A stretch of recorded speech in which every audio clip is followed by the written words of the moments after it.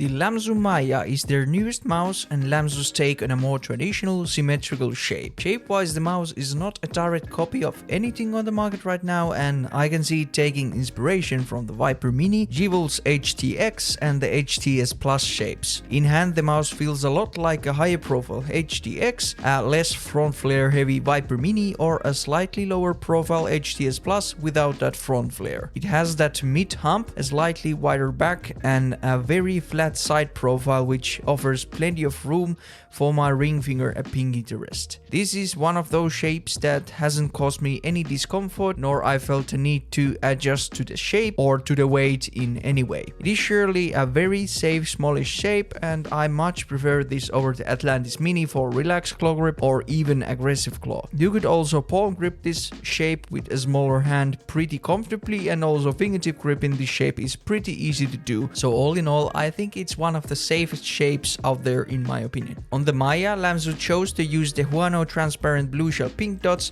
for the main buttons instead of the opticals that are found on the Thorn, and I really like these choices. I am a Huano shield, and also because with the mechanical switches the battery lasts longer, or you can have a smaller battery in the mouse which then makes the mouse lighter. The switch feel is very snappy, pretty light and nicely tuned satisfying click with minimal pre-travel and very bouncy post-travel. I measured the actuation force and it's slightly lighter than the zippies found in the jerrorr's mice. I like them a lot. The scroll wheel and the side buttons are also very nice, nothing extraordinary but no issues either, and yeah, I really like how much the side buttons protrude from the sides. The main buttons are also very firmly attached to the mouse and there is no side blade to be felt or seen. The sides have a slight creak to them when firmly pressed, but it's nothing alarming and is something that will happen on most plastic mice after some usage, especially at this weight. It seems to be an issue they have acknowledged, however, and for a quick remedy, there are two pieces of foam tape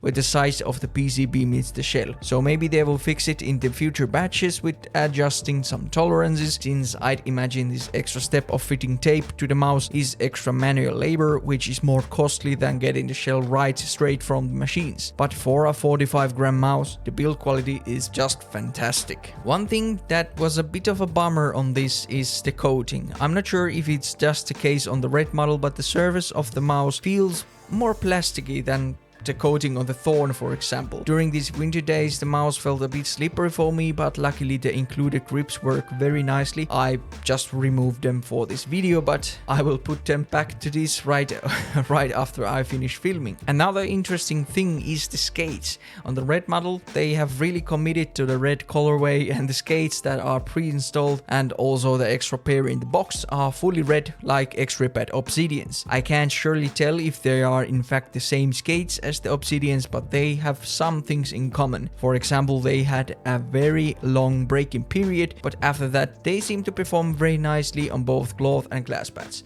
You know when they are properly broken in when you see a lot of shine on them, like this. Then lastly, let's talk about the wireless performance. When you get the mouse, it is wise to go and download their newest drivers and update the mouse firmware. LAMZU has made some nice improvements lately with the firmware, and the latest includes a slam click prevention implementation and a fix for stutters and lagging. The Maya is also capable of 4K polling with the additional dongle, which costs you around $14 more, which is a very reasonable price in my opinion. With the newest firmware and 4K polling, I can still measure around minus 0.3 milliseconds of motion delay compared to my control unit with motion sync on, and around minus 0.5 milliseconds without motion sync. So pretty much the same results as on LAMZU's previous firmwares, but the stability seems to be very good now. There are no weird stability issues with any of the polling rates I measured with both the 4K polling dongle and the stock dongle. So very nice wireless performance from LAMZU. For the click latency, I sadly have to say I can't measure it from this mouse either on this current XLAT firmware. This is because some mice manufacturers put the click data in a non-standard location in the USB pole, and LAMZU seems to do this as well on the Maya.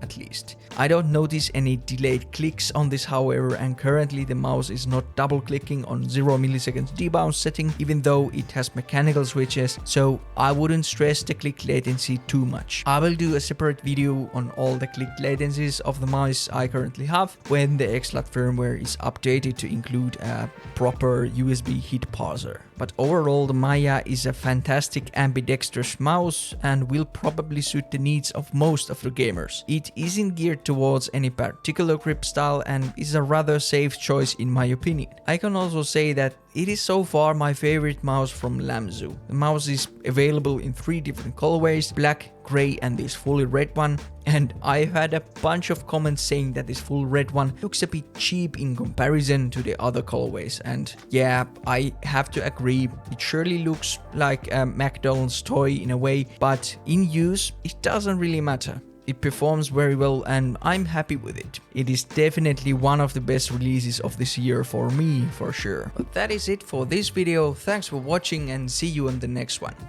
Goodbye.